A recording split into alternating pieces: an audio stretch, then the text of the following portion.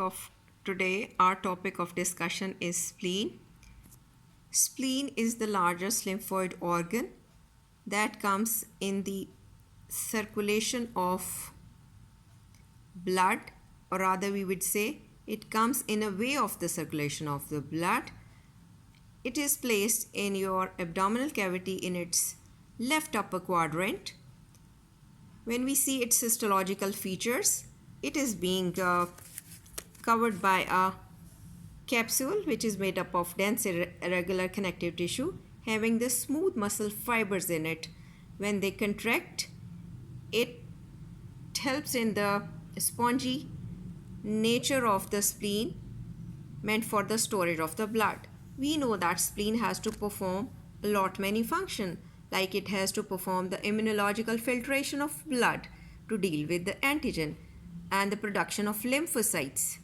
Then there is the destruction of old or effeated, worn out erythrocytes, which are here to be cleared from the cells, and the iron being collected from these erythrocytes are reused again. And the storage of the blood is also the function of spleen.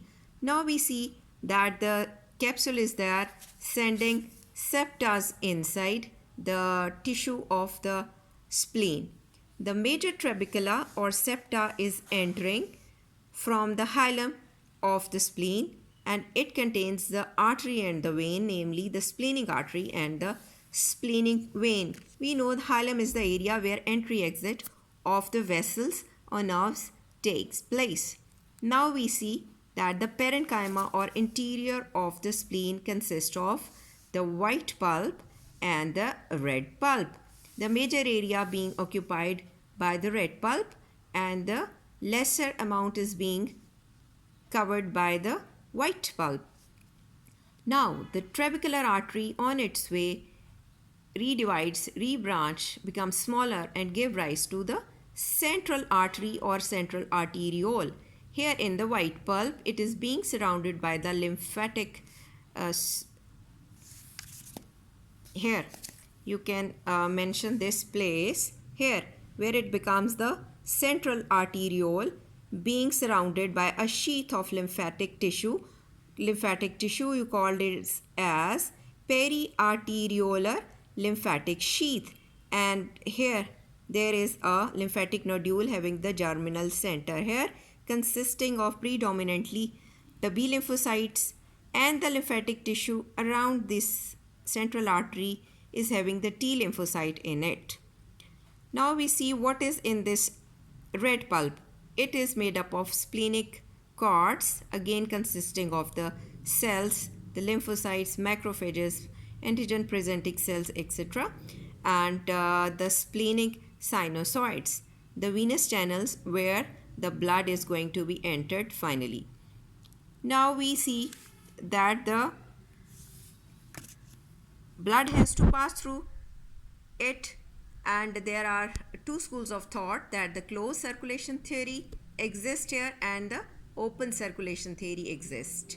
What is meant by closed circulation theory? Here the terminal arterial, which becomes capillary, open directly into the splenic, or we would say the splenic sinuses or venous sinuses. So we call it as closed circulation theory. And in the open circulation theory, we say that the blood goes first into the splenic cords, and from here blood slowly percolates in the venous sinuses. So we think consensus is there. Both schools of thought are correct regarding the circulation theory. Here there is another diagram which is a schematic representation of the entry exit of the splenic artery and the splenic vein. Here you can see how it becomes the trabecular artery, then it becomes the central artery or arteriole being wrapped by periarteriolar lymphatic sheath. Then you see the germinal center. These both form the white pulp consisting of T and B lymphocyte respectively. Then they also give rise to straightened arteriole, which we label as peninsular arterioles, straightened course is there, and we see the other arrangement that how they are going to join the venous sinuses, and finally blood is drained into your trabecular veins and the splenic veins. Then we have to mention that in the sinusoids the endothelial cells are very much elongated and are called as stave cells. So you have to learn about the histological features as a white and red pulp, where is the capsule, where lies the trabeculae, and what they carry. And you have to read the textbook as well and see the microscopic views of the spleen.